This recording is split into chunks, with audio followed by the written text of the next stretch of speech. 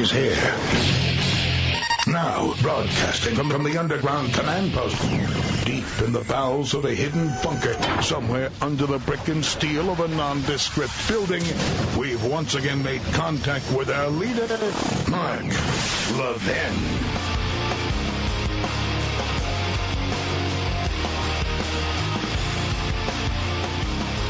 Hello, everybody. Mark Levin here. Our number, 877-381-3811, 877-381-3811. Well, I, too, read this New York Slimes article on the Clinton mob, the Clinton Foundation, rife with cronyism.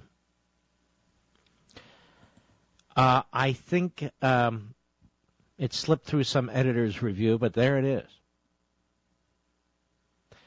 That means it's so bad there that even the New York Slimes couldn't ignore it.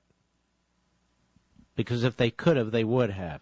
That means that people leaking to the New York Slimes were leaking to other news outlets, so the New York Slimes figured that they would write the story first. And let me tell you how else this works. What the New York Slimes wrote is the tip of the iceberg. It's got to be much, much worse. Maybe this was a preemptive news article, because there's more there. This Clinton Foundation, the news media up to this point, has been praising Bill Clinton over and over and over again for his magnificent works. Well, there's some of that, but they're also lining the pockets of cronies. Folks, Look at what's going on here. This Clinton family, this Bill and Hillary Clinton, are thoroughly detestable. In their personal lives, I don't know what the hell she's accomplished as a senator or as a secretary of state, but people saying, she's the inevitable nominee of the Democrat Party. Even this idiot for the Washington Compost, this phony conservative or whatever she calls herself. On cut one, Matt, let's get that ready. Kathleen Parker. On the Morning Schmo. Hillary Clinton. When did she become the voice, the face of women in this country? How did that happen? And on what basis? You Hillary Clinton supporters, feel free to call in, but make sure you can speak in complete sentences. Listen to this from Kathleen Parker on the Morning Schmo. Cut one, go. I think we've got the evidence that men, having been in charge now for a good long while, haven't been able to achieve the desired end. So, stop. What kind of stupid, moronic comment is that? That men being in charge now for a good long while haven't been able to achieve the desired end. Is that how we judge things now? On your genitalia? Do men think with their genitalia? Do women think with their genitalia? How stupid is this? This is a columnist for the Washington Compost. You have competent men and incompetent men. You have good men and bad men. You have smart men and stupid men. Same with women. Oh, I dared say it. A lot of stupid women like Kathleen Parker. And a lot of stupid men like Bill Clinton. The problem isn't whether you have one kind of genitalia or another, or if you're transgendering from one kind of genitalia to another and then back, or what you do with your genitalia. The problem is what's between your ears, not between your legs. But these pseudo-conservatives and their liberal brothers and sisters, they can't stop it. They are fixated with genitalia. The problem with Hillary Clinton is Hillary Clinton. The problem with Bill Clinton is Bill Clinton. Well, his genitalia, too. But you get my point. Anyway, this Kathleen Parker, let's take it from the top on the Morning Schmo. By the way, this is the kind of stupid TV you get on the Morning Schmo. He has Chuck Schumer on there and kisses his butt. He has this Kathleen Parker on there. She sounds like an idiot. But Ted Cruz, we got to attack Ted Cruz. This is why they don't have any ratings over there at that nutjob network. Cut one, go. I think we've got the evidence that men, having been in charge now for a good long while, haven't been able to achieve the desired end. So study after study shows that where women are most oppressed, those nations tend to be... That's enough. So let's get back to the Clinton Foundation.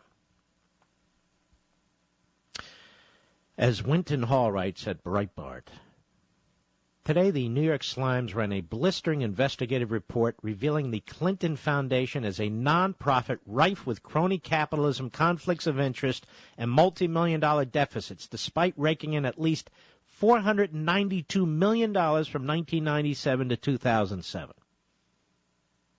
And as I said, it's got to be much worse. The reason the New York Slimes wrote this is because it's so bad, they didn't want some other news outlet to really dig in. In 2007 and 2008, the Clinton Foundation, which is soon to be renamed the Bill, Hillary, and Chelsea Clinton Foundation, oh, that'll fix it, ran a $40 million deficit. Last year, it ran a deficit of over $8 million, despite the foundation and two subsidiaries generating $214 million in revenues.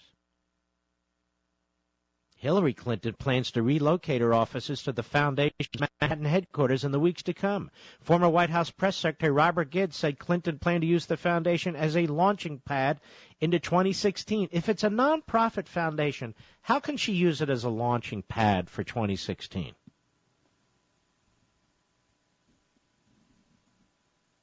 This Clinton, it's like the Kennedy family. Of course, the horrific assassinations, I understand, of John and Robert Kennedy. But the family, the immorality, the sleaziness, the cronyism,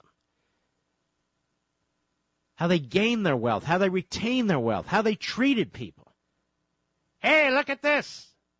Oh, yes, Camelot. Hillary Clinton, oh, my God, what a Secretary of State. The nexus between the Clinton Foundation donors, foreign governments, and corporate interests has long been a concern to government watchdog groups. As of 2008, listen to this, the Clinton Foundation raised at least $46 million from Saudi Arabia, Kuwait, Qatar, Brunei, Oman, and other foreign governments, the very government Secretary of State Hillary Clinton eventually negotiated with. Well, this helps explain the abject hatred the Hillary Clinton State Department has for Israel. Wealthy foreign investors like Saudi businessman Nasser al-Rashid and Indian politician Omar Singh gave at least $1 million each. Previous news accounts have chronicled how Clinton Foundation donors had profited. Listen to this. In 2004, New York developer Robert Congle donated $100,000 to the Clinton Foundation. Shortly thereafter, Hillary Clinton reportedly helped the developer bag millions in federal assistance for his mall project. Congle and Hillary Clinton's spokesperson denied any crony play-to-play connection. Well, that must be it then. Case closed. The New York Slimes says that cronyism and conflicts have reached critical mass. The Clinton Foundation, I'm quoting, had become a sprawling concern supervised by a rotating board of old Clinton hands, vulnerable to distraction and threatened by conflicts of interest, reports the Slimes. It ran multi-million-dollar deficits for several years, despite vast amounts of money flowing in. Wonder where the money went.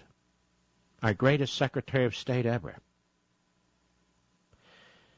Now, despite the apparent fiscal mismanagement, well-connected Clinton allies appear to have been doing quite well. In 2009, Douglas Band, whom Clinton insiders described as a kind of surrogate son to Mr. Clinton, one among many, I have no doubt, co-founded Teneo, a consultancy that has since hired Hillary Clinton confidant and disgraced mayoral candidate Anthony Weiner's spouse, Huma Abedin. Now, you see the incestuous nature of this, folks? These are government officials, former government officials. I mean, the American people, I swear, if we knew the roots of what was going on in this country, even my book couldn't say what possibility exists. People would rise up. Maybe not. So many are on the dole. As the New York Slimes explained, Mr. Bann poached executives from Wall Street, recruited other Clinton aides to join his employees or advisors, and set up shop in Midtown office formerly belonging to one of the country's top hedge funds. Tenio worked on retainer, charging monthly fees as high as $250,000, according to current and former clients. See all the shakedown and cronyism? The firm recruited clients who were also Clinton Foundation donors, while Mr. Bann and Mr. Kelly encouraged others to become new foundation donors. Some Clinton aides and foundation employees began to wonder where the foundation ended and Tenio began. Now, among Tenio's earliest clients was now defunct MF Global, run by disgraced Obama bundler John S. Corzine. John Corzine was MF Global, Mr. Producer, or better put, John S. Corzine is an FM Global. The Times says Chelsea Clinton became increasingly this is Chelsea, the daughter. Oh, yes.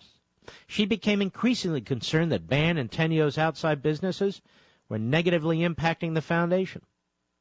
Now the Times says Hillary, Bill, and Chelsea are gearing up for a $250 million fundraising push as Hillary prepares to use the foundation, quote, as a base for her to home in on issues and build up a stable of trusted staff members who could form the core of political campaigns. Now, I am sure the Internal Revenue Service that has been chasing down Tea Party groups from sea to shining sea, I am sure the Internal Revenue Service is now going to investigate the Clinton Foundation. Don't you think so, folks? I mean, after all, it's a nonprofit with an awful lot of profiteers associated with it. And here we have in the New York Slimes itself, the Bible of the left, that this nonprofit foundation is going to be used to launch Hillary Clinton's political run for president. Anybody have a problem with that? No, of course not. I'll be right back. Mark Levin.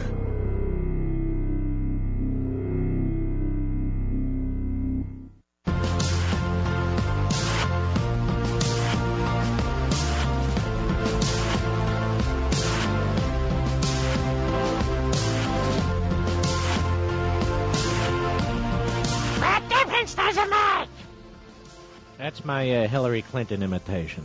If you don't like it, don't blame me. That's pretty damn close, don't you think, Mr. Producer? Yes, he does. But by the way, I had a great interview with Rush Limbaugh today for his newsletter on my book, The Liberty Amendments. And those of you who get his newsletter, and he may talk about it tomorrow, he was really enthusiastic about it. And he believes this book has the potential over time to resonate. And he was very gracious. So I very much appreciate that. And you know what? I can't wait for this 9 p.m. Eastern Time Fox News Hannity show where we did an entire hour on the book, and really more than the book. And in the audience were people like Michelle Malkin and Monica Crowley and Steve Bannon of Breitbart and Joel Pollack and Jedediah Bila, Niger Innes. I know I'm going to forget people.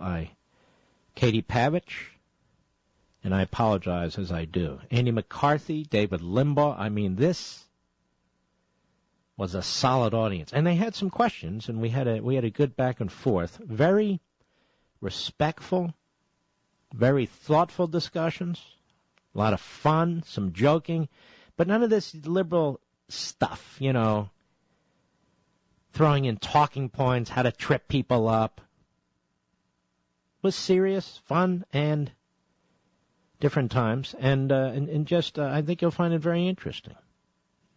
We remain today number one on Amazon, thanks to you. It's 40% off there. And it's in all bookstores and warehouse stores and so forth.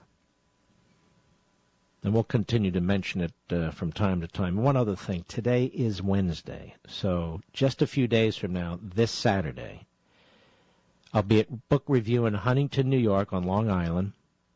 Look forward to seeing you. We went thousands and thousands, sort of like our own little rally. An optimistic, rally of patriots who believe in this country. Make a day of it. It's just a wonderful place there with restaurants and so forth. The next day, this Sunday, at Bookends in Ridgewood, New Jersey, same thing, beautiful little town, beautiful setting. It's supposed to be a beautiful weekend. Spend a little time there and make some new friends and bring some old friends. We want thousands and thousands of people. And bring your mobile phones and your smart mobile phones, and take a picture of the line. It'll be a lot of fun. I'll make sure it's a lot of fun too. So, because we conservatives do like to have fun. You know, the liberals, they like to throw chairs, burn the American flag, which is why I hate to digress to this, but it is, and I knew it would be a multi-day, if not another week of this stuff, this rodeo clown. The nation is supposed to be focused on a rodeo clown who is wearing an Obama mask, and the head guy at the rodeo that was saying he hopes the bull runs down the president. May I ask you, is this the worst thing we've ever seen or heard in terms of criticism against a president? When George W. Bush's figure was burned, you know, like a cardboard figure was burned in effigy. I don't remember all this. And so we have sensitivity training, and apparently the announcer's banned for life, or the clown's banned for life. It's just so weird. It's like what I was talking about just moments ago. The Clinton family is a sleazy family. Sleazy in their business dealings, sleazy in their personal lives, grotesque. And yet they're held up as iconic figures. I see Bill Clinton, I see this, you know what, I see a slob. That's what I see, with a bulbous nose. I see Hillary, I see somebody who is conniving and deceitful. It's like the Kennedy clan. Made a fortune when booze was outlawed under our Constitution during Prohibition. You know, insider trading on stock. The old man was anti-Semite, among other things. Kennedy boys, sleazy in their personal lives. I'm just telling you the truth, and these are the iconic figures. Look at this. Don't you want to grow up like this? I'll be right back.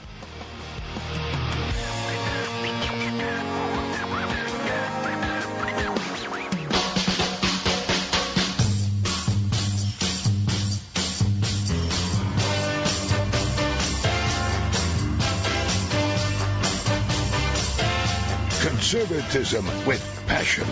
The Mark Levin Show. Call in now. 877-381-3811. Hello, everybody. Mark Levin here. Folks, cheer up a little bit. Cheer up a little bit. I know what goes on in this government is depressing. I know the economy is down. I know all these things.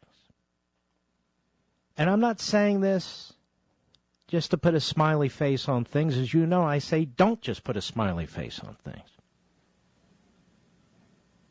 But I feel positive about something, and I want to try and convey it to you. I don't know exactly how to convey this kind of a spirit or feeling toward you, but I think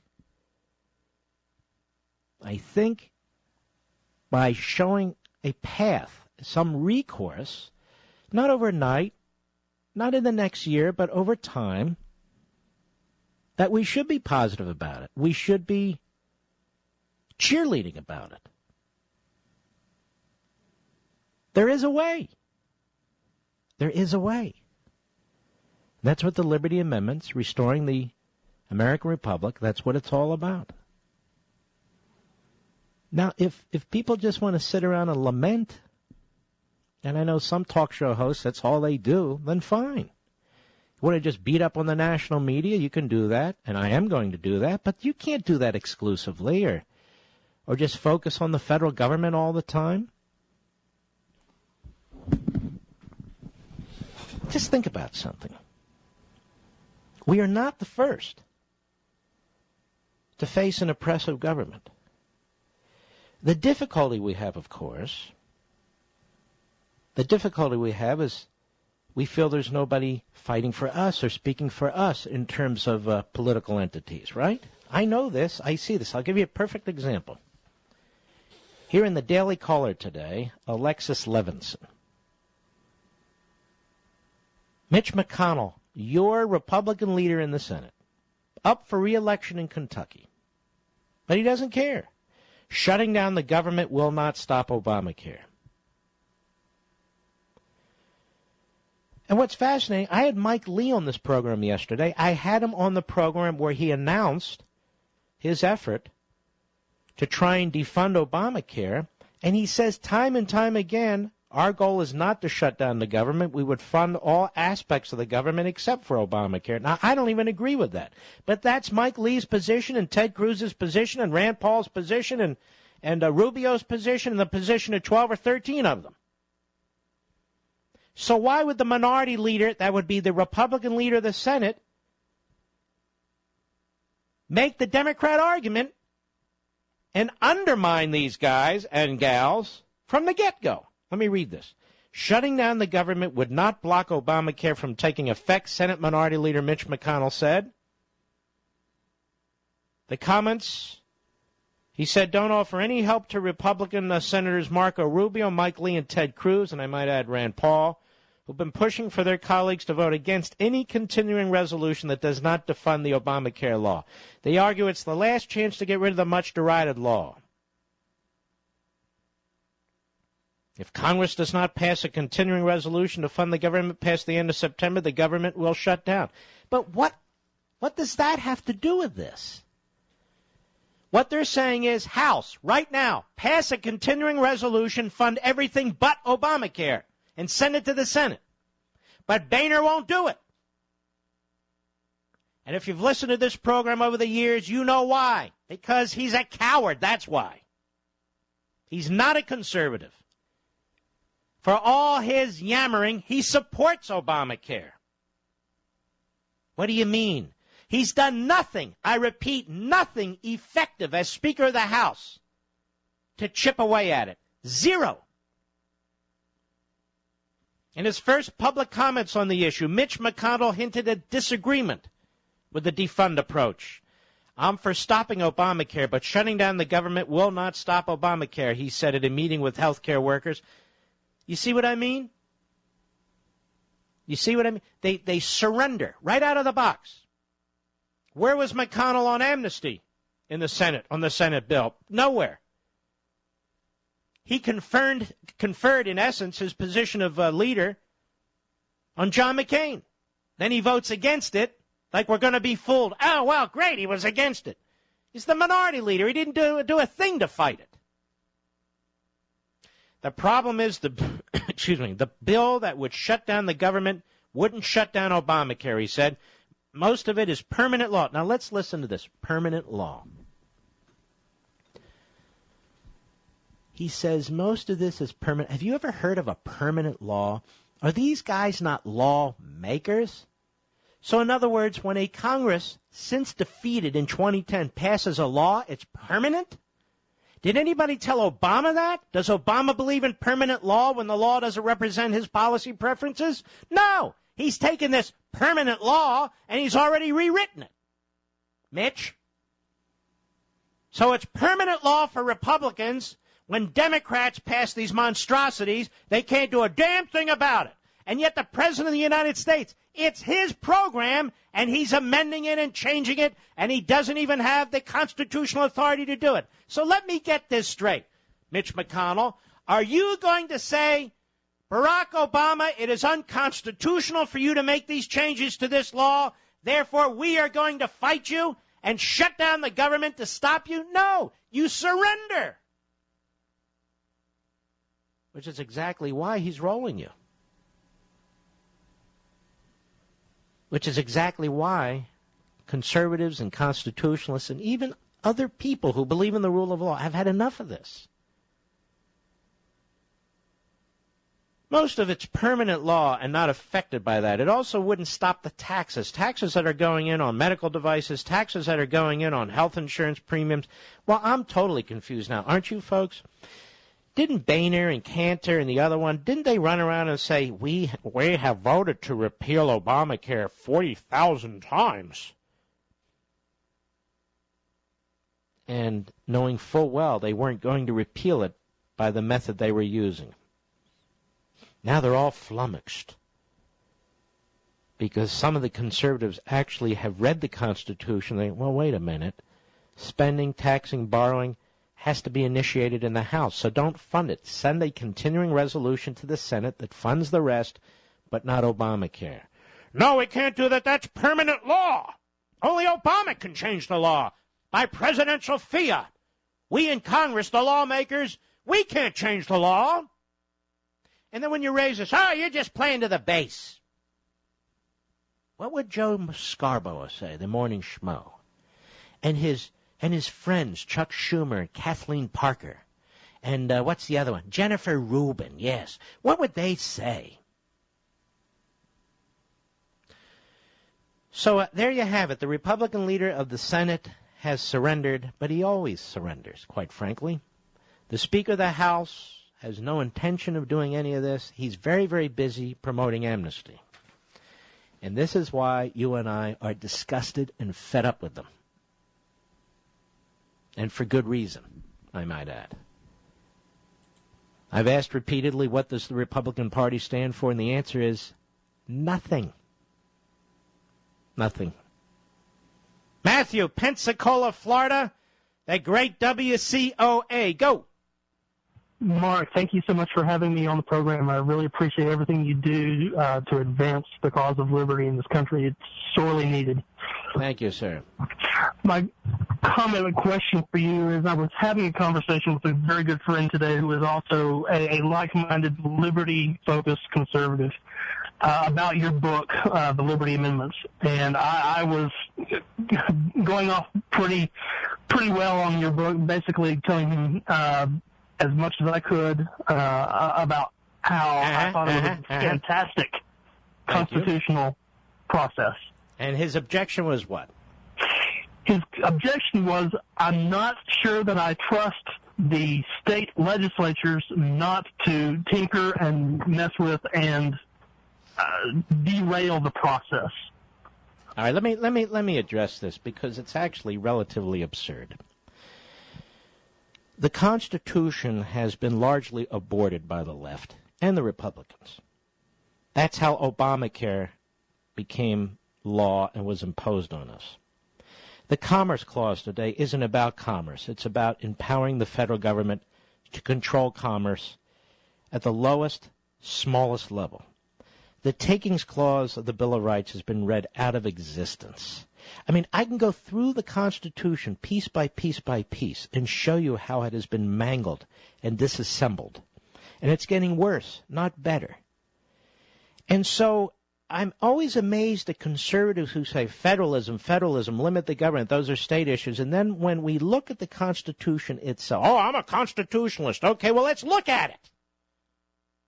And we look at Article 5, and Article 5, thank God, given to us by our framers, by our founding fathers, says, hey, look, when the central government gets out of control, and one day it might, you will have it within yourselves under this Constitution to reclaim your heritage. You will have it within yourselves under this Constitution to empower your state legislatures, acting collectively, to stand up to this centralized soft tyranny and to protect you. And I don't know, what are the state legislatures going to do? I don't know. It takes 3/4 of them to ratify an amendment. 3/4. I really don't believe that the left is going to be able to take over the country through this amendment process when they've already taken over the country without an amendment process, through the back door, rewriting the Constitution on the Supreme Court, in Congress, in the office of the presidency, and through the bureaucracy. Do you see my point? Hello, folks. Can you bring Matthew back, you please? did. I didn't hear a word because they didn't bring you up. What is it, Matthew? I'm sorry. I tried to make that point to my friend today, far less eloquently than you just did. That I think what he's feeling is he is so divorced. There is such a gulf between national representatives, national legislators, and the people that elect them. Well, that's what we're trying to address. Exactly. We're bypassing them. And I didn't make this up. It's right there in the Here's the thing. Today we honor things that aren't even in the Constitution and claim they're in the Constitution. Hey, that's the rule of law, this one. And it's not the rule of law. It's not in the Constitution. And then when I turn to the Constitution, I say, read this yourself. Read the language. It's right there. Read the history. I cite it. Here's notes. Read it yourself. I don't trust that. What kind of a constitutionalist is your friend? That's what you need to ask him. Yeah. All right, my friend. Good call. Good question, Matthew. You take care. Now, folks, you all know by now I'm a huge fan of Hillsdale College. One of my dearest friends and mentors, Dr. Larry Arnn, the president of Hillsdale College. It's under his leadership that Hillsdale is one of the most important and best colleges in America. Hillsdale College is very difficult to get into, and they're always flooded with applications from the best and the brightest high school students from across the nation, largely due to this program, I might add, who want to receive a life-changing education. If you know of a stellar, honorable, proud American high school student, you owe it to him or her to tell them about Hillsdale College. Please go to levinforhillsdale.com. That's Levin for Hillsdale.com right now to order a free information admissions packet. You can also give our website to the student to order the packet and to learn more about what it means to pursue truth and defend liberty. That's levinforhillsdale.com. Very, very important that the best and the brightest, are encouraged to save the nation through the Declaration and the Constitution, and that would be Hillsdale College. Now, the prayer placed inside the 1853 cornerstone of Central Hall on the campus of Hillsdale College reflects its continuing commitment. Here's what it says. May earth be better and heaven be richer because of the life and labor of Hillsdale College. Pretty beautiful, don't you think? So please go to levinforhillsdale.com. Mark Levin.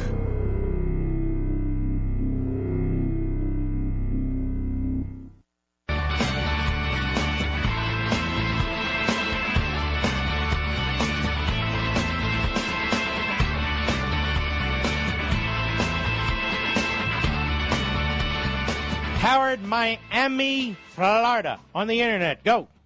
Thank you for taking my call. I'm a medical doctor, and I was discussing Obamacare with my friend today, and he's an attorney. He's drank the Obama Kool-Aid, unfortunately.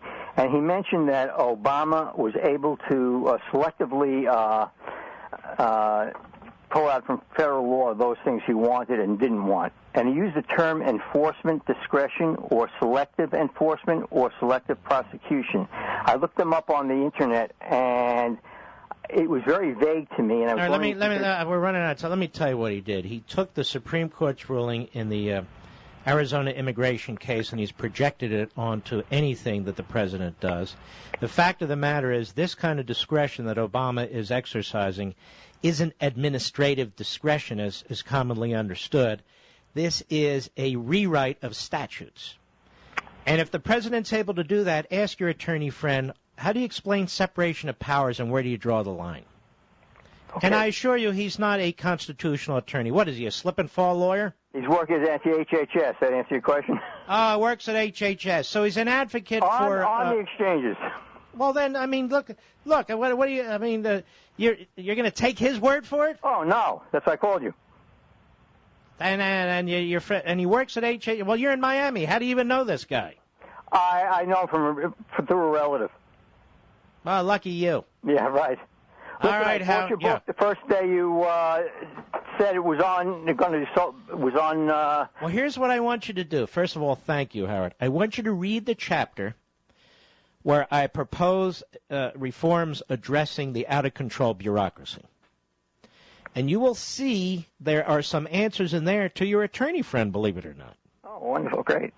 All right? And there's there's some answers for us, more importantly, on how we should address a completely out-of-control federal bureaucracy that has been conferred unconstitutionally, all this delegated power to make laws which in its essence makes it impossible for you and me and the people of this country to reach them. Right. Well, that's not a representative republic now, is it? No, it's not. All right, Howard, good call. Thank you, my friend. I love these questions. I love them. Clay, Dallas, Texas, the great WBAP. Go. Clay, go. Mark. Yes, sir. How's it going?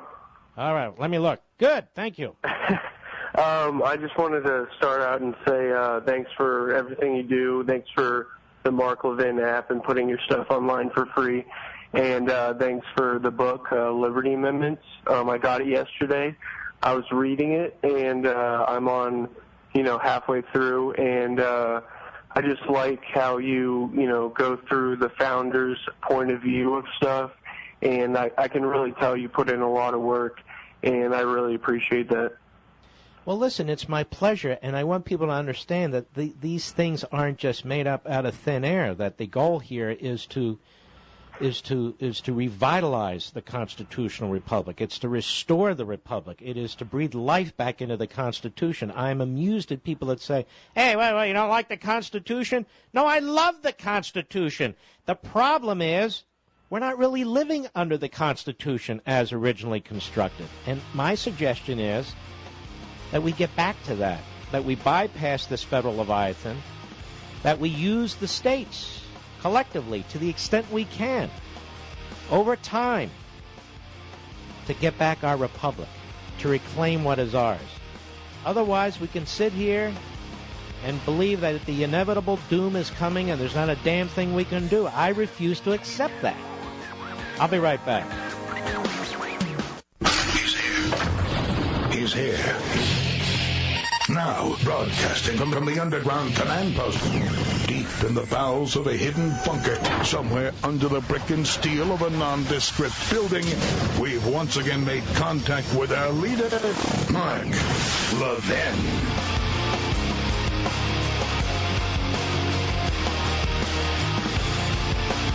Hello, everybody. Hour 2. I am Mark Levin. Our number, 877-381-3811, 877-381-3811. Can I tell you I'm excited about something else?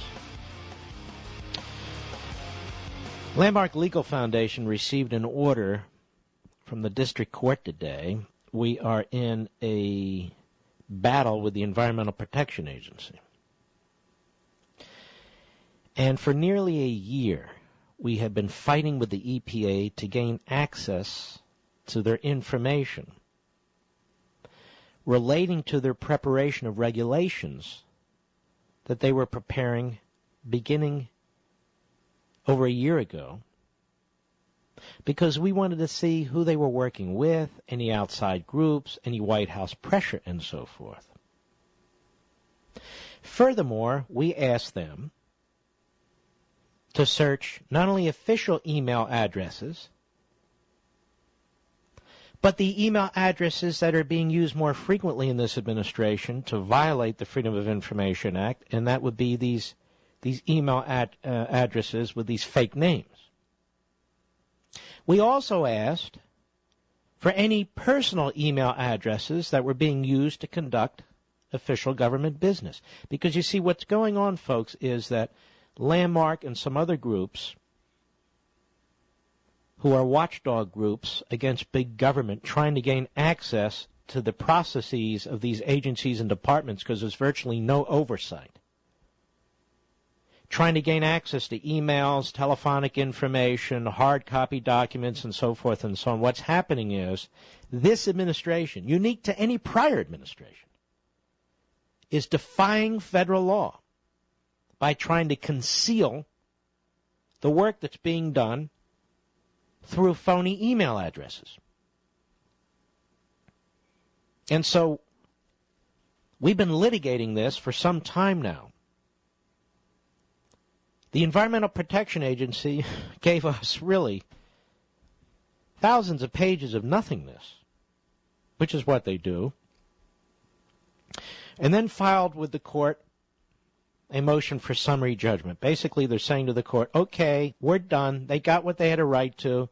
They don't have a right to anything else. Please close down this case, Your Honor. We filed and said, wait a minute. We need to conduct discovery. We need to issue some interrogatories now. We need to conduct some depositions of EPA officials, just like we did about a decade ago that resulted in that agency being held in contempt. Yes, we won an order holding the EPA in contempt. I don't know if that's ever been done before, but Landmark and a little band of lawyers, that's what we did. So today, the court, Federal District Court, granted our motion to conduct additional discovery, the filing of interrogatories, that is, questions under oath to certain EPA officials, and to conduct depositions of certain EPA officials to try and get to the bottom of this. So score one for the good guys, right? Now, I'm not sure where this is going to lead, but we are going to look. We're certainly going to try to. But you see, folks, this is what I mean. We're experienced litigators. We've been doing this since 1976, among many, many other things. It has taken us almost a year to get to this point. How does Joe Smith and Nancy Johnson and Abdullah Muhammad and whomever, out there in the hitherlands, how do you folks gain access to information about your government when your government does everything humanly possible to obstruct it? You're working every day, or you're raising a family, or whatever you're doing. It shouldn't take this kind of an effort to get basic information about rules that this government's going to issue and impose on you that affect your everyday lives. It shouldn't be this difficult. Now, here's my point. These departments and agencies under your Constitution don't even exist. Now, we're not going to be able to reverse this kind of unconstitutional delegation of lawmaking power to the executive branch by Congress. Congress doesn't have the authority to do this. So how do we fix this? What kind of reform should we propose if we get to the point of a state convention process, which is what I'm arguing for? What can we do? What do you think we should do about it? Because more and more, this is how your lives are being interfered with, your businesses are being obstructed, your behavior is being coerced. More and more, it's being done this way. So what can we do to at least try to address it? Well, there are things we can do. One of the amendments, one of the reforms that I suggest is first and foremost, every single department and agency, every 3 years is sunsetted. That means if Congress does not affirmatively vote to continue the department or agency, it no longer exists. So at a minimum, they have to catalog all the names of the departments and agencies, and they'll come under some level of scrutiny, whereas today they come under no level of scrutiny. But that's not even the key thing that needs to be done to reform this process. Congress has delegated authority unconstitutionally to the executive branch by creating these agencies and departments that legislate. Well, then what kind of a republic is this? It's not a representative republic. These people don't represent us. We didn't vote for them. We don't even know who they are. We don't understand their process. They're concealing information from us and so forth and so on. So what should we do? An amendment to limit the federal bureaucracy, Chapter 6, Section 2. Perhaps something along these lines. All executive branch regulations exceeding an economic burden of $100 million, as determined jointly by the Government Accountability Office and the Congressional Budget Office, shall be submitted to a permanent joint committee of Congress, hereafter the Congressional Delegation Oversight Committee, for review and approval prior to their implementation. Meaning, the executive branch, through these departments and agencies, cannot simply issue regulations that have such a significant impact on the nation. First, they must go back to Congress for review. This committee for review. Congress cannot simply wash its hands of its responsibility. For our sake. Section 3, the committee shall consist of 7 members of the House of Representatives, 4 chosen by the Speaker, 3 chosen by the Minority Leader, and 7 members of the Senate, 4 chosen by the Majority Leader, and 3 chosen by the Minority Leader. No member shall serve on the committee beyond a single 3-year term because they'll become too powerful. Section 4. The committee shall vote no later than 6 months from the date of submission of the regulation to the committee. The committee shall make no change to the regulation, either approving or disapproving the regulation by majority vote as submitted. Period. If the committee does not act within 6 months from the date of the submission of the regulation to the committee, the regulation shall be considered disapproved and must not be implemented by the executive branch. So while we will not effectively be able to stop Congress from conferring unconstitutionally lawmaking power through these departments and agencies, these departments and agencies must not have the final word when it comes to regulations that have a significant impact. Congress must be forced to address it, whether it likes it or not. Now you might say, okay, Mark, let's say Congress does that. But it's still one of these hideous regulations that punish states, that punish free enterprise and so forth. What then? Well, first of all, let me remind you, we can only create institutions that will protect us to a point. If we put people in charge of institutions over and over again who have no virtue, then nothing we do ultimately is reformable. But I had another idea.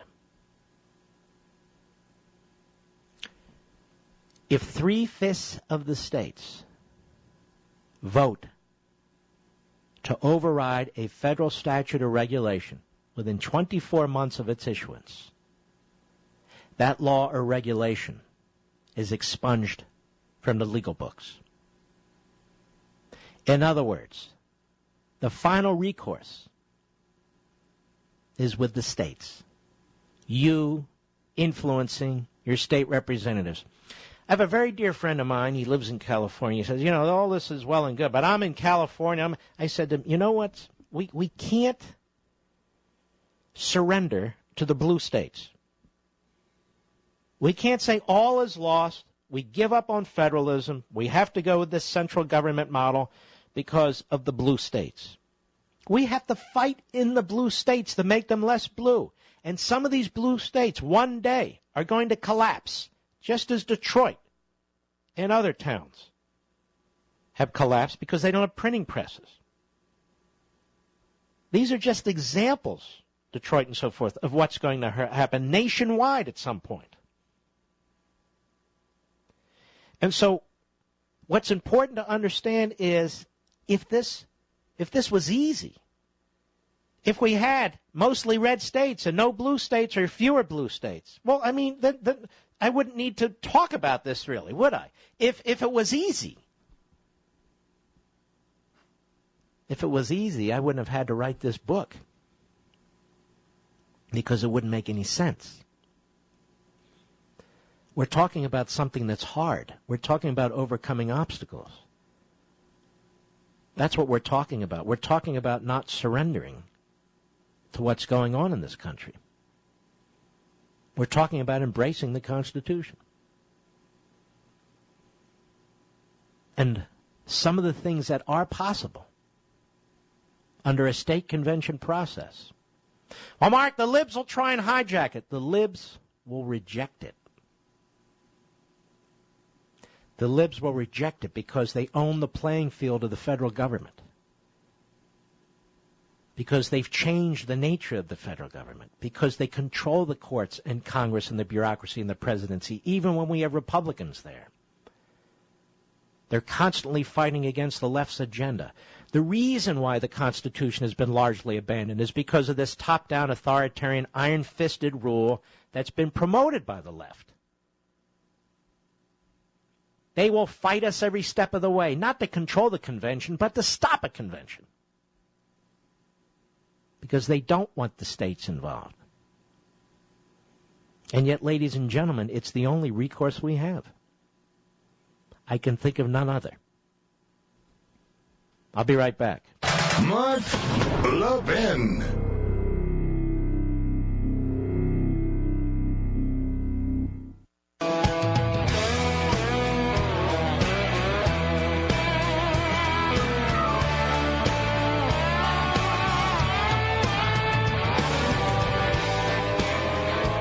You know, Mr. Call Screener tells me, Mark, everybody wants to talk about the book. We can't just talk about the book, even though the book relates to events that are going on today.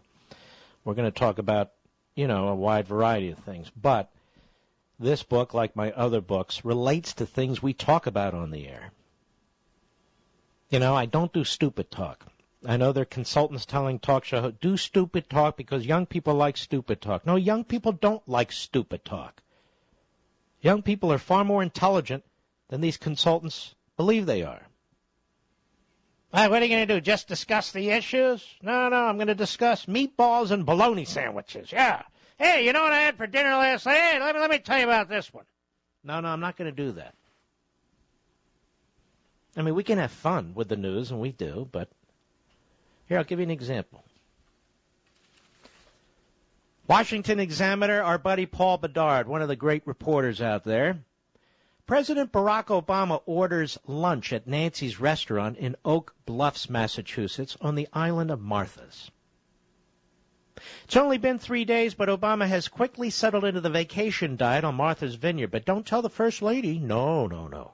See, this is the joke. He fills himself with crapola. She runs around, oh, look at me, I'm making people thinner. They're both full of crap, to be perfectly honest with you. During a rainy day on Tuesday, he traveled to Nancy's in scenic Oak Bluffs for a fried lunch. According to the Pool Report, POTUS food order at Nancy's was fried shrimp, fried oysters, onion rings, and French fries. Everything fried.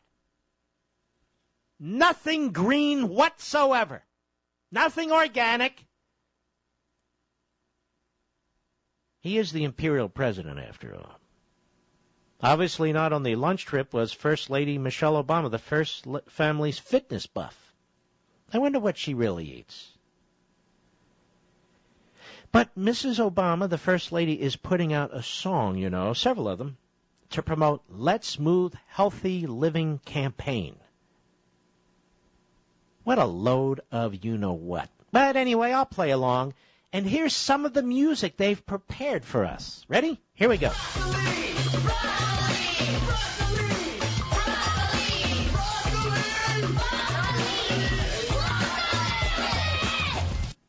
Okay.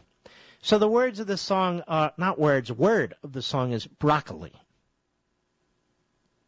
I guess the next song will be carrots. The one after that will be kumquats. The one after that, celery. The one after that, asparagus. The one after, you get the point? Are they going to do a song, fried shrimp, fried shrimp? No.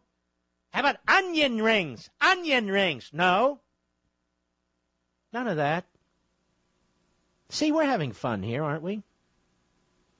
Not discussing anything substantive, just Obama's hypocrisy, but that is one of his character traits. That and serial lying. What did I say? Serial lying. About big things and small. So yes, listen, I'm dieting, not a weird diet, not an extreme diet. Just cutting back on food generally, trying to eat a few more vegetables and fruits, less dessert. I have to admit I haven't really cut back on bread, but kind of a different kind of bread. But still eat what I want, meat and chicken and so forth. But I don't go to, hey, fried this, fried that, fried this. while the wife is running around the country telling everybody they're too fat and they ought to eat cardboard with mustard. I'll be right back.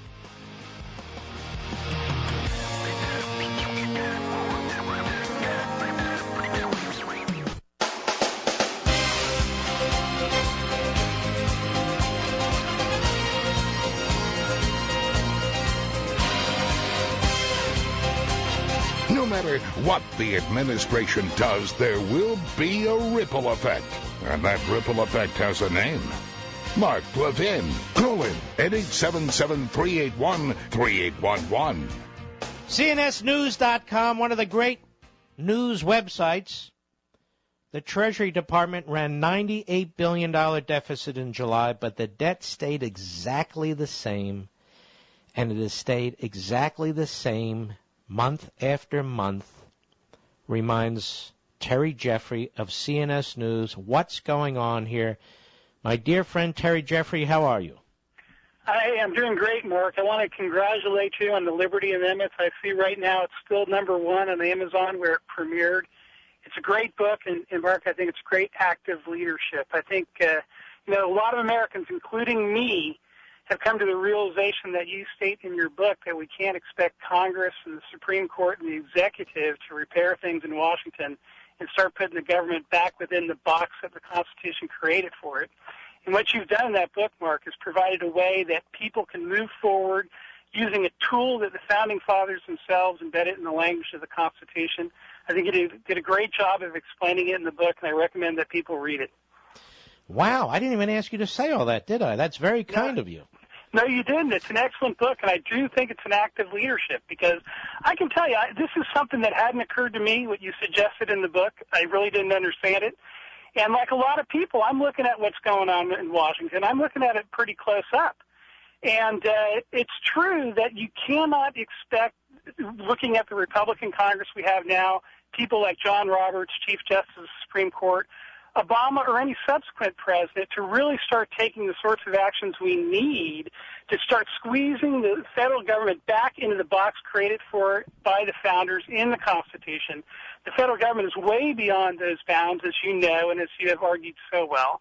And I think what you provide in this book is a practical way within the actual framework of the Constitution to people to work from the grassroots up in their own states to start doing things constructively that actually move us back in the right direction. And as you know, I don't agree with every single thing you propose as an amendment, right, but I agree with the basic idea, and I agree with almost all of the amendments that you're offering.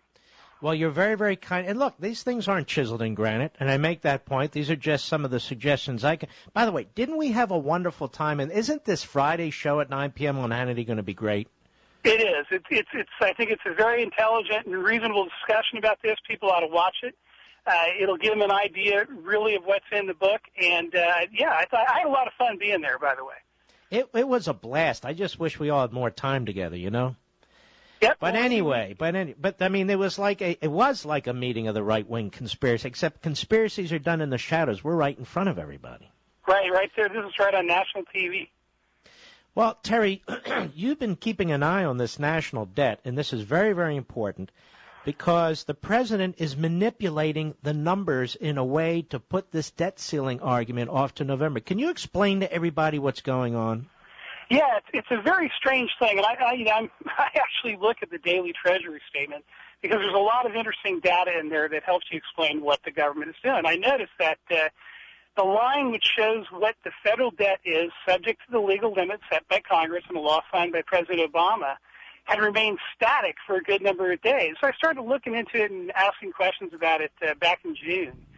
And the fact of the matter is now, Mark, since May 17th, every single time the Treasury has put out its daily Treasury statement, it said that the debt subject to limit is exactly $16,699,396,000,000, which is $25 million below the legal limit on the debt. They've just simply parked it there. And they can't really explain how they account for that every day. But Jack Lew, the Treasury Secretary, has claimed he has $260 billion of headroom to basically go out and borrow money that they don't put on the books while they pretend they're not going over the debt limit. But what happened this week, and what I reported in my story, is that the Treasury came out with its monthly statement, and the monthly statement said that they ran a $98 billion deficit during the month of July. But during that same month, they put out 22 daily Treasury statements claiming that the debt had not moved one single penny, and it stayed at that same figure every single day of the month. So basically what this shows is the Treasury's own accounting of what they are doing with the people's money and the debt they are incurring on the backs of the people are just patently fraudulent, to put it bluntly. This is thoroughly corrupt. You and I both know if any company did this in the private sector, it would be over, wouldn't it? It would. I mean, it's fraudulent. They're not really telling you what the situation is. And I strongly suspect, Mark, the way that Lou has set it up is highly political, and that they can suddenly come out and say, hey, wait a minute, you've hit the debt limit right when they're having the crisis debate over what we're going to do with funding the federal government after the end of the fiscal year on September 30th. So Terry Jeffrey, you're saying that all of a sudden when it's politically expedient, they will pick the time and the place and the date to say, okay, we've hit the debt ceiling, boys. Now what are we going to do about it, right? Yes, that's what I suspect. Now, I can tell you, when I first was reporting on this, I've written several stories about it. I asked the Financial Management Service, which puts out both those reports, the daily Treasury statement and the monthly Treasury statement, to reconcile some numbers I had looked at before, which showed a contrary trend also. Deficit going up, debt actually going down at that point. And all they could do after some back and forth was point me to Lou's letter to Boehner and said, well, they're using extraordinary measures. I can tell you today I've asked the Financial Management Service if they do a daily accounting of how they're using these extraordinary measures to actually come up with, at the end of the day, their claim that the debt is exactly $396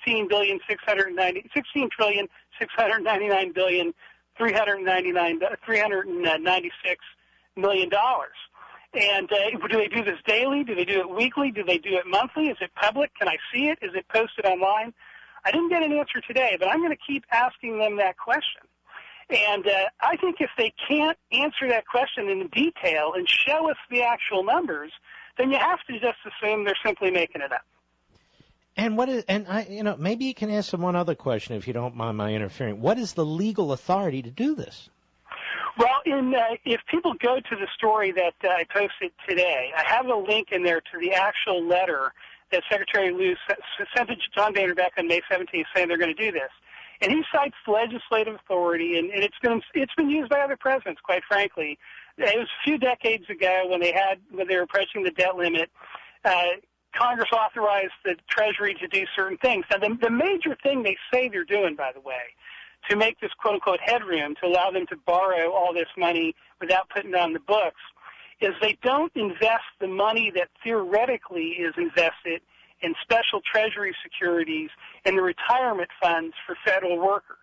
When they actually invest them, and all this is just as an electronic... All right, let me just clear this up. So theoretically, they're not spending the money because they're not investing it. Right. They're not. When they actually take this theoretical... So wait a minute. So if I don't pay, for instance, the state or federal income taxes, payroll taxes, I can claim on my books that even though those sums are owing, I haven't paid it, therefore I'm not calculating it.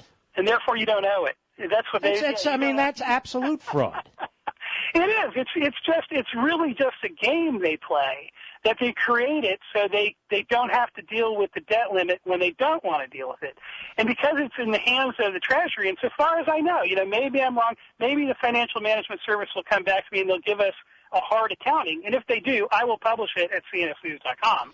I'd like to see Congress request it so we can all see it. I'd like to see it posted on. But if they don't do that, I really do think that Jack Lew is just setting this thing up so they can pick the day they want to drop the debt limit on Congress so they get the maximum leverage over Boehner. And no matter what, it's going to be around about the time that they're debating the CR to fund the government or whatever legislation they do to fund the government after September 30th at the end of the fiscal year. And I'm going to tell you something, Terry Jeffrey, CNS News. The Republicans are standing there on their heels with no strategy to deal with this. None. You're right. I agree. And by the way, something else I saw in your article as a secondary but also a very important point, $98 billion deficit in July. All this talk about, we have the deficit in 2013 is going to be down to $500 billion. Not if they keep racking up $98 billion a month, it's not. No, it's not. And, if you look at this, what happens, Mark, and this is not surprising, in April they get a massive surge of revenue. And they particularly got it this year because of the changes in taxes that were made by President Obama. In your book, you make that great suggestion, let's have tax day and election day back to back. Well, people know a lot of people got out their checkbooks and had to pay extra taxes in April. But revenue fluctuates throughout the year. It's not the same in every month. Corporations tend to pay on certain schedules and so forth. But what happened in July, they had that $90 billion deficit, and they spent $290 billion. They got $200 billion in tax revenue, and they spent $98 billion more than that.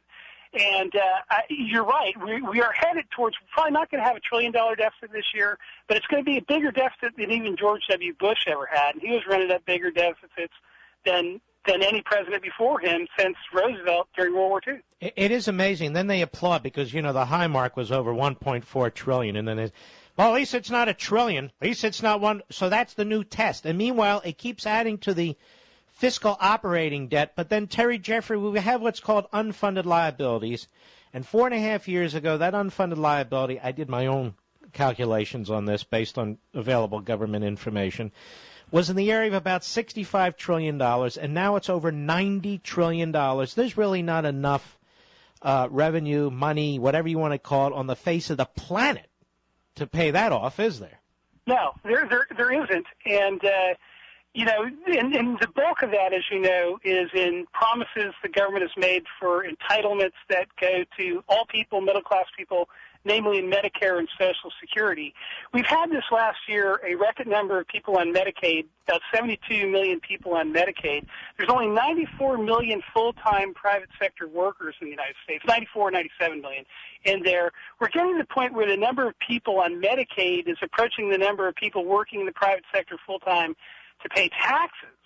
And that's not counting the people on Medicare. And another thing it's not counting, Mark, is starting on January 1st, we're going to have the Obamacare subsidies, where anybody who goes and buys insurance through the Obamacare exchanges and makes between 100 and 400% of the federal poverty level is going to have the amount they pay capped as a percentage of income, and the federal government is going to make up the difference. We're talking about thousands of dollars in federal subsidies being paid for the mass of the middle class when they buy health insurance. CBO already says it's going to be $1 trillion. Well, Terry, I got to go. But this, what amazes me about this is while the government is imploding, while we have reports coming out from the trustees of Medicare and Medicaid by the GEO using that word unsustainable, they keep expanding it. It's imploding while they're expanding it. And that is a complete disaster, is it not? And we're headed towards a crisis. There will be a moment when we have a crisis over this. I think it's just inevitable. And what we need to hope for is when that crisis happens, the American people decide to move back towards limited constitutional government liberty and not deeper into socialism. I think the Obamacare architects, they want to see Obamacare help drive us, like Harry Reid said, to a single-payer system and deeper into socialism because people are shocked by how much the government is forcing them to pay in the private market for health insurance. Terry Jeffrey, CNSNews.com, thank you. Thank you for your wonderful comments about the book, and thank you for appearing on the program that is going to be airing 9 p.m. Eastern on Hannity, Fox News. And Terry asks me a question, and I answer, and we have a good time. Thank you, my brother. Thank you, Mark. All right, you take care. All right, folks, I want to tell you about Stamps.com. Pretend you have a wad of cash in your hand. Now, imagine throwing it in the trash can. That's exactly what you're doing if you're leasing one of those expensive postage meters for your small business. Between the long-term commitments, maintenance, and reset fees, and expensive ink, it's crazy. And I know a better way. A better way. Use Stamps.com. And not just for those of you who have a postage meter. I don't know why you have one. But those who don't. With Stamps.com, you get all the benefits of a postage meter and more at a fraction of the cost. Just use your own computer and printer to get official U.S. postage for any envelope, any package, any class of mail, going anywhere. Plus, no more time-consuming trips to the post office. That's why I like it. Everything you would do at the post office, you can do right from your desk with Stamps.com. I've been using Stamps.com for years. It's a wonderful thing. I've talked about it for years. If you haven't tried it, right now, use my name, Mark, for this special offer. A no-risk trial. I said a no-risk trial. Plus a $110 bonus offer. That includes a free digital scale that plugs right into your computer and up to $55 free postage. So don't wait. Go to Stamps.com. Before you do anything else, make sure you click on the microphone at the top of the homepage and type in Mark. That's Stamps.com. Enter Mark. Mark Levin.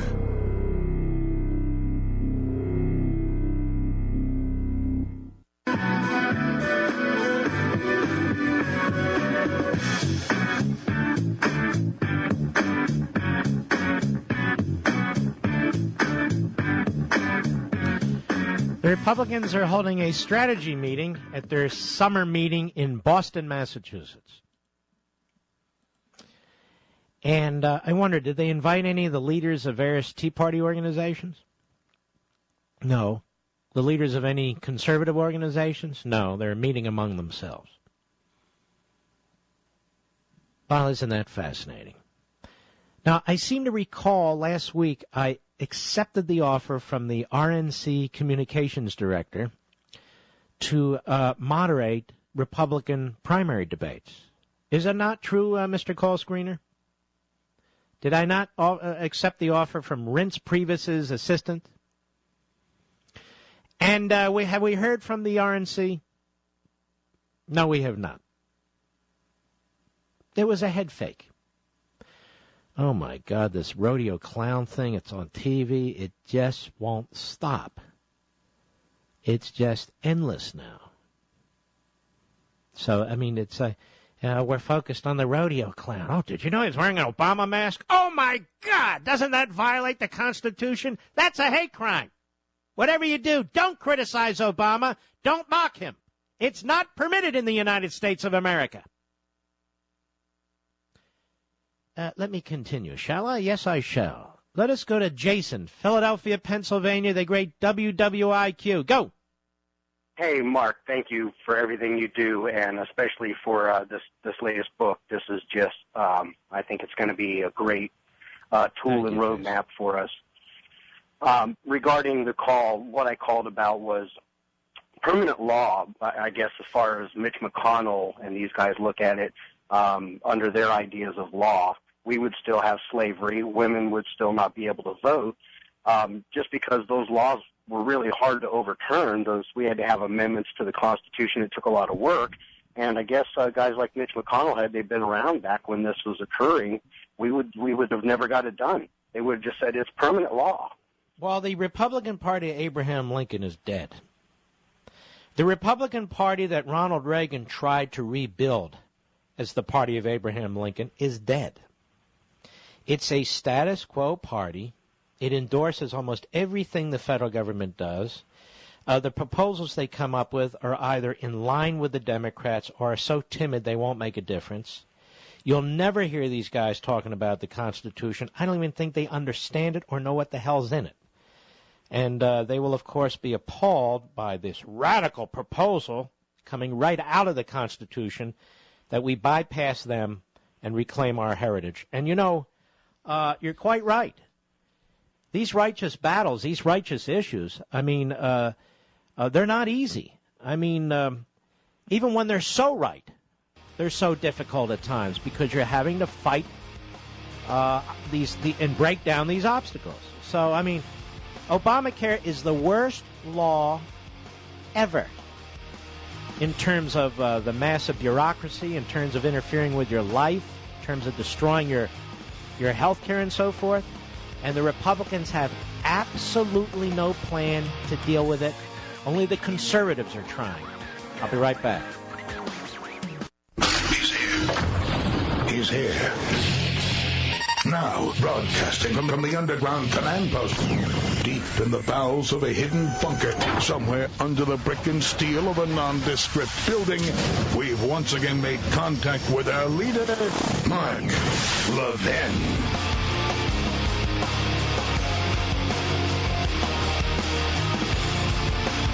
Hey, did you hear the one about the rodeo clown?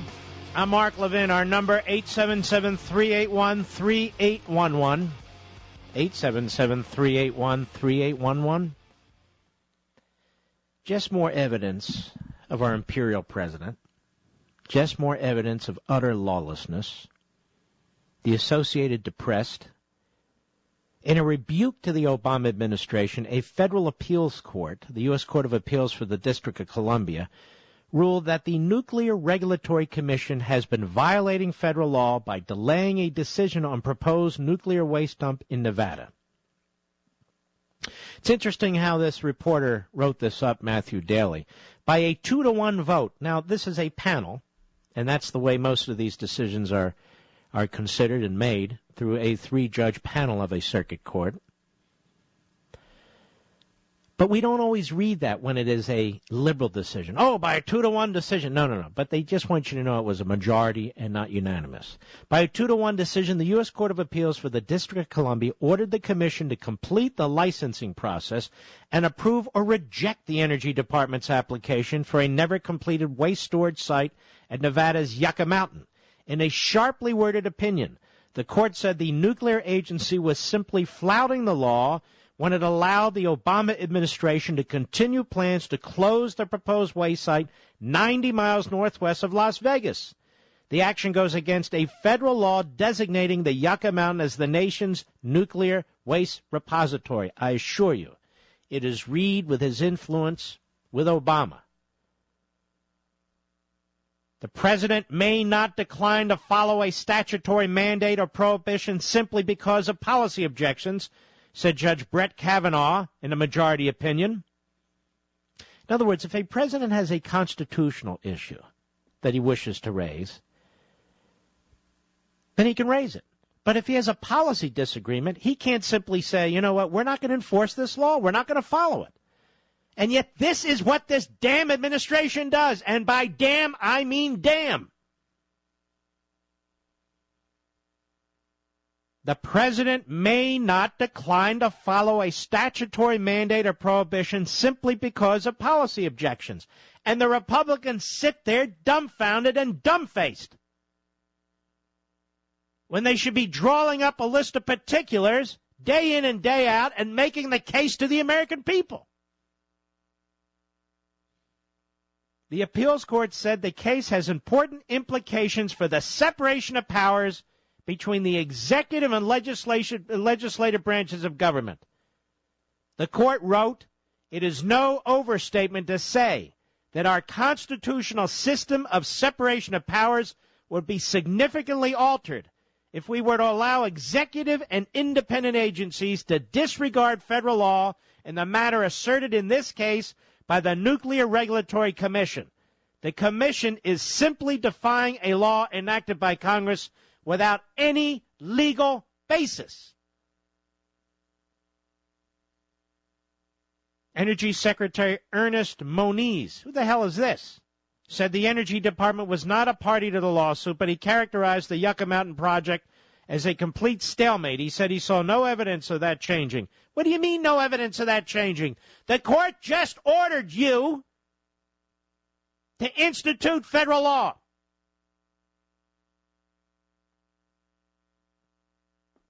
Anyway, pretty disgusting, don't you think? And this goes on and on and on. And as the gentleman called, the patriot who called earlier, said he has an acquaintance who's an attorney with the Department of HHS. Hey, this is presidential discretion. That's all. The president gets to make decisions about, you know, what part of the law are feasible and whether there's enough money for it and how it's going to be implemented. That's all. What's the problem? The problem is this is dictatorship. That's the problem. Oh, did I use the D word? How about this one at our Breitbart Friends website? Lee Stranahan, according to a report from Eric Holder's Department of Justice, nearly one-third of the immigrants making asylum claims last year who were released on bond or their own recognizance never even bothered to appear in immigration court. They're just roaming around in the shadows where we have to bring them out and give them citizenship. The Executive Office for Immigration Review Statistical Yearbook for 2012 says that, the number is up sharply with 66% more no-shows than in 2008. Because, ladies and gentlemen, if the people who make the laws, like Congress, the person who's supposed to enforce the law, like the president, don't give a damn about the law, why would these people give a damn about the law? And so what's the answer in Washington? A bigger law, a more complicated law, a more giving law. That's the answer. Oh, good Lord. The asylum system appears to be a magnet for abuse by those who make a claim to get into the country and then vanish.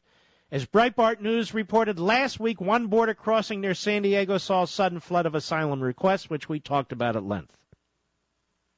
The numbers from the Department of Justice indicate a growing crisis in the system the United States uses to grant asylum to international refugees, as the immigration courts are overwhelmed by cases from Mexican immigrants that rarely result in asylum being granted. Because they're making asylum claims not because they intend to show up in front of these administrative law judges, because they come into the United States, make the claim, they're not deported, and disappear.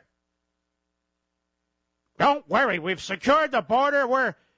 That's right, we're deporting more people than ever before. Just lie after lie piled on another lie. I thought you'd want to know. And then there's this. These are stories I've been meaning to get to. They're a day or two old. Less than 3% of federal workers want to join Obamacare, reports the Daily Caller. 92.3% of federal workers think they should continue with their current health insurance program, the Federal Employees Health Benefits Program, or FEHPB, yes, while just 2.8% think they should be required to join Obamacare exchanges, and 4.9% aren't sure, according to an August survey. There's apparently little debate among federal workforce employees. Federal employees do not want to be part of the new system. Employees who are already retired, who does want to be part of this system? So the bureaucrats don't. The union members don't. The non-union members don't. Businesses want nothing to do with this. Hey, America! Liberal, conservative, Democrat, Republican, independent, whatever. We don't want this, but they're imposing it on us. Now what shall we do? Just take it in the neck? Yes, I guess so. Just take it. Just accept it. Because that is what the governing masterminds expect. A docile, passive people who will accept anything when it's dressed up as a law or as a constitutional mandate. Right? And what are we going to do about it? Nothing? Well, Mark, even your proposals can't happen overnight. No, they can't happen overnight. They take time. They take an involved public. Not all the public, just enough of the public. So what should we do about this? Oh, we can't trust the states, but of course we can trust the federal government. Yes. So nobody wants this law. Even the fools in Congress voted for a law they didn't read, didn't want to pay for the Obamacare law that they passed, didn't want to pay 100% for their own coverage, so they sit down with Obama, they cut a deal with Obama, and Obama directs his Office of Personnel Management that you and I, the American people, the taxpayers, should subsidize members of Congress and their staff to the tune of 75%. May I ask you a question? Those of you who've just gone from a full-time job to a part-time job because of Obamacare, is anybody subsidizing your health care? Well, the state exchange. What state exchange? What the hell are they even talking about? Stunning, isn't it? And we should, we'll accept it, whatever. Obama, we don't like him, and we don't like the law, and the thing's crumbling, and the country's going under. Oh, well, what are we going to do? What are we going to do? Hey, let's watch the Housewives of Orange County. That's what we'll do. Mark Levin.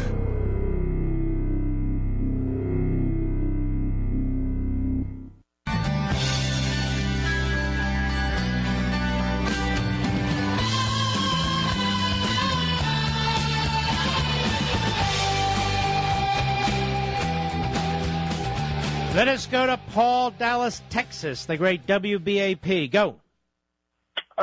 Thank you for taking my call, Mark, and thank you for your show and all that you do. Thank you. I just wanted to relate the caller that was talking about the deficit and how the government creatively accounts for our money. Most taxpayers have an example that they are confronted with every year when they fill out their tax form. When you're asked, do you want to contribute to the presidential election fund? It used to be $1, now it's $3. It states right on your income tax return that the amount of your refund or the amount of tax you owe will not be affected. And that's not possible under GAAP, under generally accepted accounting principles. It's not possible to have a single entry. Okay, let's, Paul. Okay, but we're talking about $3. Is this really worth the time? It amounts to about $300 million a year that comes out of thin air. And I'm not saying that's a battleground on which to fight. I'm saying it illustrates how they account for money. We don't even need that example, the $3 on there. We've got massive examples confronting us right in front of our faces. Oh, I agree.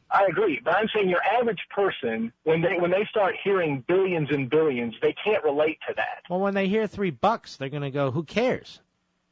They should care that their government is using them to create money out of nothing. All right, my friend, thank you. I really think, I get the point, but I really think it's like, an elephant is sitting on you, and you notice that there's like a pigeon sitting on the elephant, and you're focused on the pigeon. I mean, there's the elephant. Or Rosie O'Donnell, you get it. Whatever. All right, let's go to Joe, Warren, Pennsylvania. How are you, sir? I'm doing well, Mark. How are you doing? Good. With your writings in Liberty and Tyranny and Meritopia, Men in Black, and now the Liberty Amendments, you've really inspired me and a lot of other listeners to look back into the founding a little deeper even than the Declaration and the Constitution. So I wanted to just quote to you very quickly the 15th section of the Virginia Declaration of Rights, if I might. Section. And who wrote that? George Mason. That's right. George Mason wrote, Section 15, no free government or the blessings of liberty can be preserved to any people but by a firm adherence to justice, moderation, temperance, frugality, and virtue, and by a frequent recurrence to these fundamental principles. So with the Justice Department that we have today, would you say the government's adhering to the principle of justice? No. With the expending that's going on in Washington, would you say they're subscribing to the principles of moderation, temperance, and frugality? No. And why, with the lawlessness of the president, would you say that the government subscribes to the principle of virtue? Well, listen, no, but the question is, what do you think George Mason would do today? Well, I think he would agree with you that the states and the people have. Do you think George Mason would turn to his own creation, the second process of amending the Constitution, which he states, according to Madison's own notes, George Mason pressed this because he believed it was a fact that the federal government would become oppressive? What do you think George Mason would do? Do you think he would say, no, we can't trust this process. No, we're just going to have to live with what we... What do you think George Mason would say? Well, I don't think he'd be giving John Boehner a call and Mitch McConnell. I think you're right. According to the Federalist Papers and Madison's notes, he would return to his own creation. He would return to his own creation, which then became the creation of the framers of the Constitution who approved the Constitution, correct? You're absolutely right. Now, Mark, and what about the states that ratified the Constitution? This was one of the reasons, and Alexander Hamilton makes the point in the Federalist Papers, so does Madison. This is one of the reasons the states went along with the Constitution, so there'd be some recourse, among other reasons, but this is one of the reasons that's stated. And so we as constitutional conservatives are told, close our eyes to it. Don't pay attention to it. It can't be trusted. Don't do it. Well, what's the alternative? As you pointed out, the Constitution probably would not have been passed without these and other similar statutes in the Constitution. Provisions, exactly right. Excellent call. Hey, don't hang up. I want to send you a signed copy of the Liberty Amendments, okay? Thanks, Restoring Mark. the American Republic. Don't hang up. Excellent call. Excellent. And I would ask you folks, what do you think the people who produced the Constitution would say today? Do you think they'd say just deal with it, live with it, accept it? That's the way it is. Michael, Kansas City, Missouri, the great KCMO. Go. Hey, Mark. Thanks for taking the call. Listen, I have two questions. Hopefully I can get an answer. Listening to you for the last 4 years, obviously, I used to be a Democrat, and good reason. Hey, listen, Attaboy. I'm curious about, there's blue states, there's red states, electoral college. I'm halfway through your book. How does it happen to get two-thirds of all states to change certain things in our Constitution when you know we're going to have so many blue states with Democratic governors or Democratic Congress? How can that Now, this happen? is a perfectly legit. First of all, the governors and Congress doesn't matter. It's the state legislatures. And isn't it interesting? In 2010, I think we took, I don't remember the number, I don't have it memorized, close to 30 of them. The answer is you got to work at the delegate and state senator level. That doesn't mean you're going to win every state. Matter of fact, you won't win every state. But you need two-thirds of them over time. And I'm saying that over time. Look, if 100 years ago the progressives said, we keep losing on this national health care stuff. They even passed, we could even say, they even passed Social Security and they wouldn't push national health care, which a lot of them complained about, by the way, at the time in the 1930s. Oh, we pushed national health care under Truman and we lost it. We pushed national health care under Johnson and we have to agree to this Medicare and Medicaid, these half measures. And we pushed it under Clinton. You get my point? They don't stop. They push and they push and they push. And what I'm saying is there will be opportunities if we are available, if we make them, if we press for them one day, some way. Events may turn in ways that states are facing catastrophes and looking for ways out. We have to make our case to as many people as we can, not only the base, but people outside the base. The drones I get, forget it, but there's a lot of people we can get. It takes time. It takes work. I'll be right back.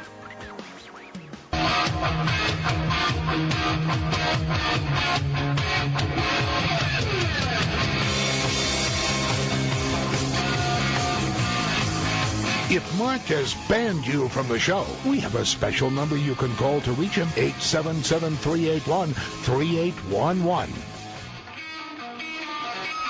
Okay, let me read something to you from December 10, 2010. Rasmussen reports, GOP makes historic state legislative gains in 2010. Late last week, a state judge on Long Island in New York certified that Mineola Mayor Jack Martins, a Republican, had won the race for State Senate District 7 by a mere 451 votes out of the more than 85,000 cast. With that win, the Republicans took control of the New York Senate by a 32-30 majority, making it the last state legislative domino to fall in the 2010 election cycle. The New York State Senate was the 20th legislative chamber picked up by Republicans in the 2010 elections.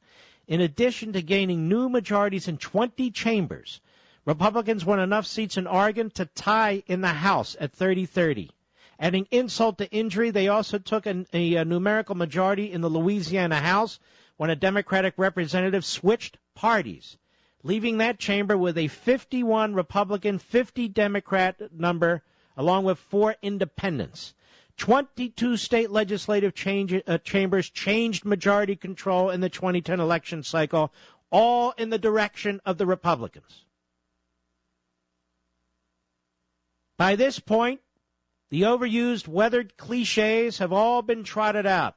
Whether you call it a hurricane, a tsunami, or a seismic shift, it was a historic election at the state level for the GOP by adding over 720 legislative seats to their column in the past 2 years. Republicans easily cleared the 1994 expectations bar. In 1994, the last big wave election, they netted over 500 seats and the majority in 20 legislative bodies. There are now more Republican state legislators, 3,941, than at any point since they held 4,000 seats in 1928. It can't be done. I know that's not two-thirds of the states, but ladies and gentlemen, Imagine if there's an economic catastrophe. Imagine if the people are so fed up with Obamacare 5, 10, 15, 20 years from now that they're looking for recourse. Imagine the tsunami, the hurricane, the politics then. Just like we don't believe in static economics, you cannot believe in static politics. Including gains in odd-year elections in 4 states, special election wins, and over a dozen Democratic state legislators who switched their party affiliation in the past several years. Republicans netted 721 seats in the 2010 election cycle. They now control exactly 54% of the nation's 7,382 legislative seats that are partisan. What really matters, though, is getting enough seats to claim the majority in a particular legislative body. And I could go on.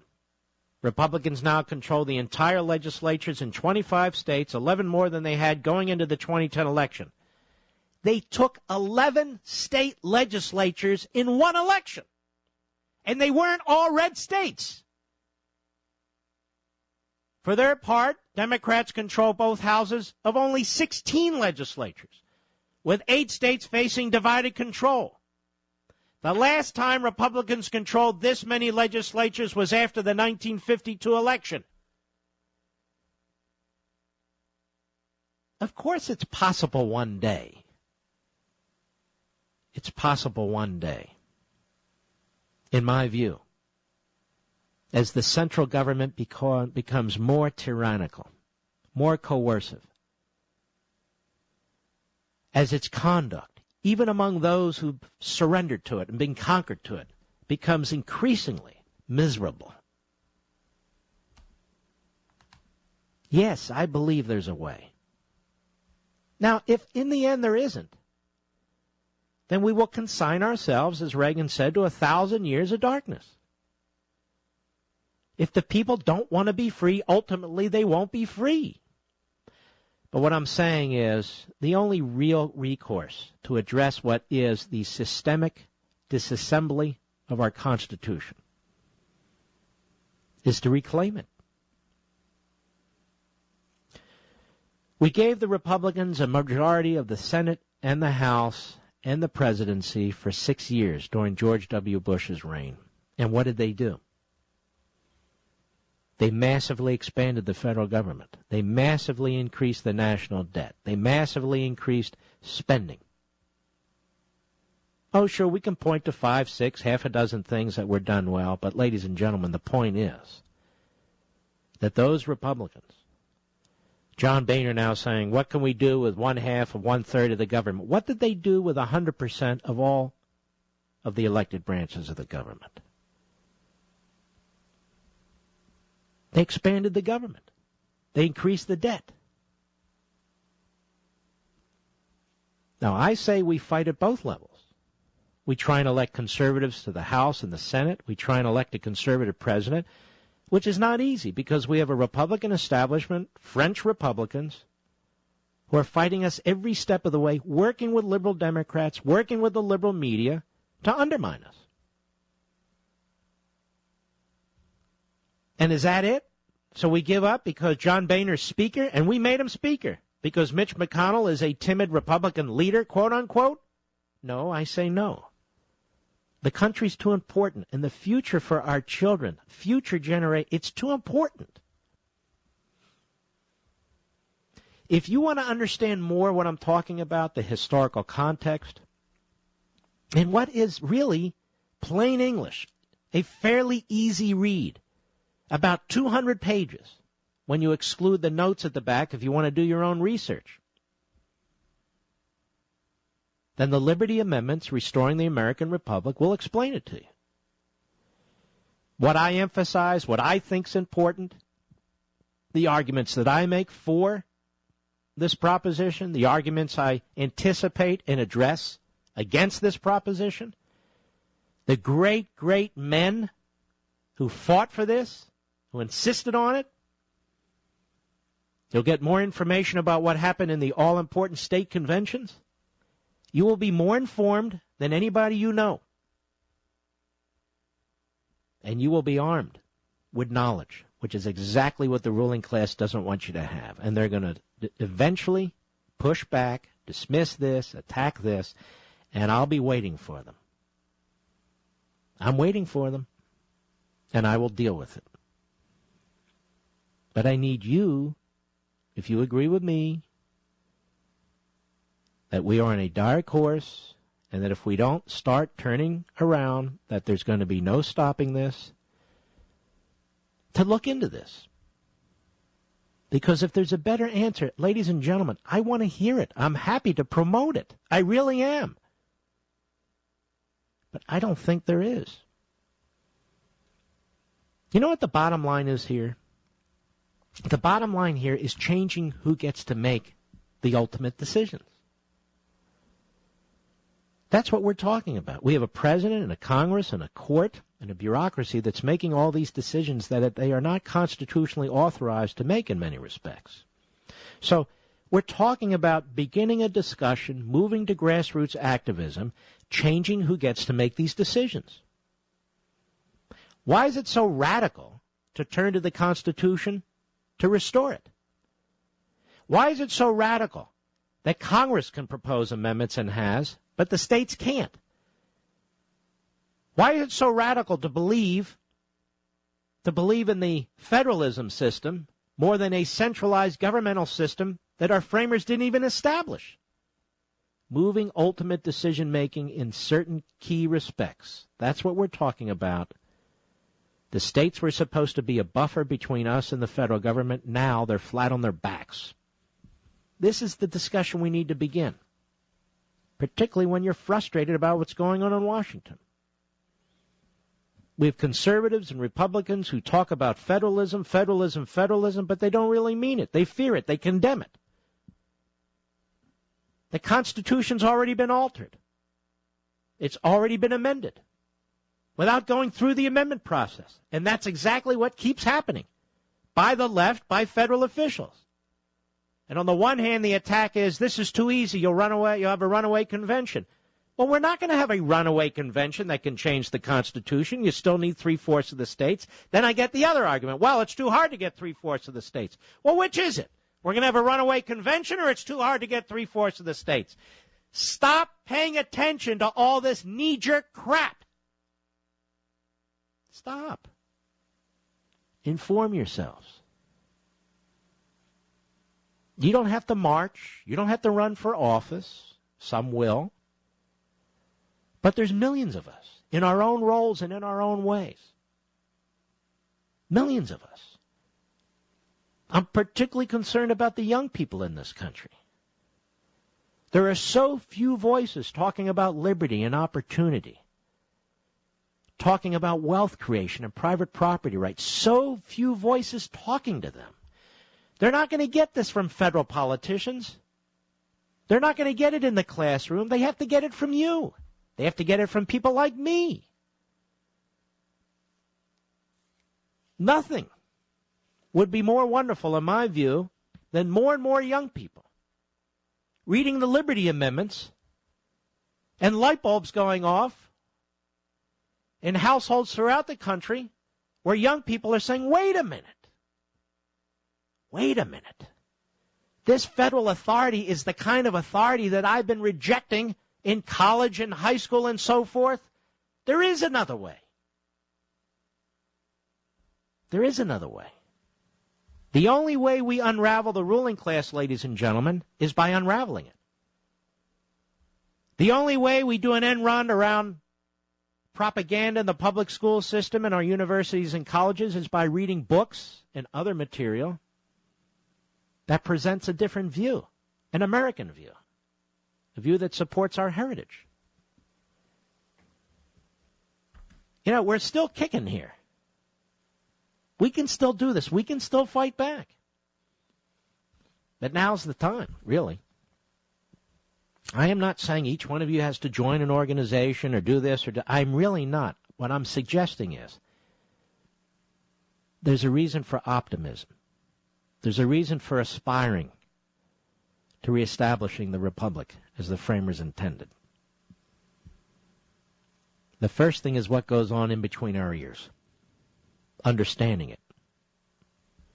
It's not complicated. I've tried to lay it out, plain English. LifeLock, a Kentucky woman who admitted to stealing someone else's identity to buy a car, was sentenced to 39 months in federal prison. She admitted she obtained the date of birth and Social Security number of another person through the Internet. Now, she assumed the identity of this victim and used it to purchase a car from a car dealership. She also tried to use the victim's identity to buy furniture. Right off the Internet. Identity thieves are shrewd. They work 24/7. They never sleep. They're targeting your checking and savings accounts. They're after your cash. They're after your retirement. Identity theft has become such a serious and complex crime, you simply can't fight it alone. And I trust LifeLock Ultimate to help protect my identity, my bank accounts, my parents too, from takeover fraud. LifeLock can't protect you or your bank accounts, though, if you're not a member. So consider doing this right now. Visit lifelock.com/Levin. That's lifelock.com/LEVIN for details and get my special 10% discount. Or just call and use promo code Levin to get the special 10% discount. Here's the number. 1-800-457-LOCK, 1-800-457-LOCK, 1-800-457-LOCK. The network doesn't cover all transactions, and the scope may vary. Mark Levin.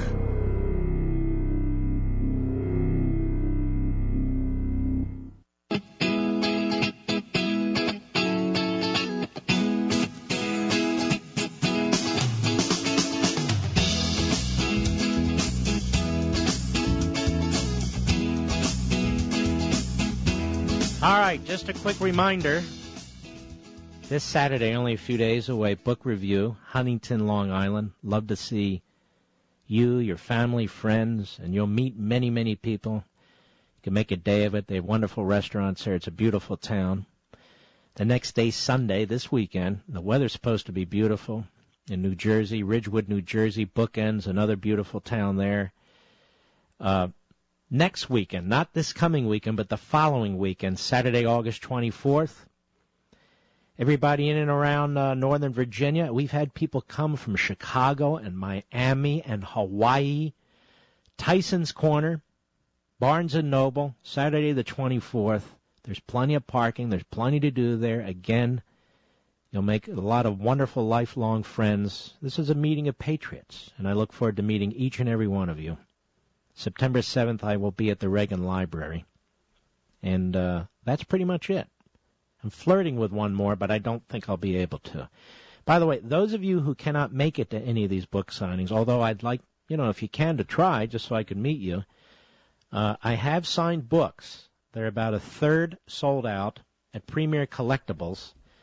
You can go there and put in my name and the name of the book, or Google it, at Premier Collectibles. I'll put the link up, I guess, tomorrow. And that's why I signed them, so they're available for you. They're a third sold out. When they're sold, they're sold. We went through this with my father's book. So just want to remind you about that. Okay. Just trying to spread the word every way I humanly can, every way I know possible. All right, we have to move quickly. Garrett, Huntington Beach, California, Sirius Satellite. How are you, my friend? Hey, Mark, I'm doing great. Just wanted to bring up a quick point and then give you a couple suggestions for the Liberty Amendment. The first point is, not sure why you're not demonizing the guy that pretty much eliminated states' rights with the 14th Amendment, the tyrant Lincoln. Second... All right, thanks for your call. He called under false pretenses, didn't he, Mr. Call Screener? Yeah, nothing. I'm just not interested in this debate. This debate does nothing.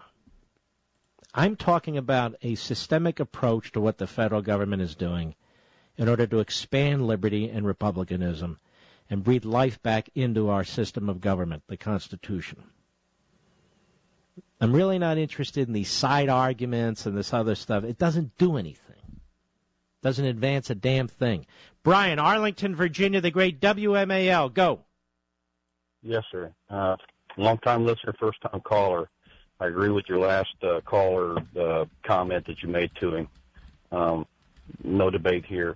Mr. Levin, I appreciate your intestinal fortitude to stand for the only principle that should be stood for is our democracy and the right to a free society to live under the law, the Constitution. We're going to run out of time. Go right for it. Okay, right here, sir. I've served 25 years in the military. I'm a wounded warrior, retired, and about God 2 bless years you, later, bro. Well, thank you, sir. It was my pleasure to serve. However, serving under Reagan and until this one today, I thought I was fighting for a dream. I thought I had esprit de corps. I thought I was fighting for something. I had to keep my mouth shut during the military time. But after 2 years later, I find this chaotic society that the government's run rampant. Then we've lost soldiers. They're disabled. They're not getting their benefits and things. And now we have to literally fight for the very thing that we thought we were fighting for. Well, let me just say we're out of time. I want to salute you and thank you for your service. And I understand why you're upset and frustrated. But there's only one thing I can think about doing about it, and I've written about it. And we're either all in or we're not. What else can I say? We salute our armed forces and you, sir. Thank you. Police officers, firefighters, and emergency personnel. America! I'll see you tomorrow. Keep your chin up. I'm Mark Levin.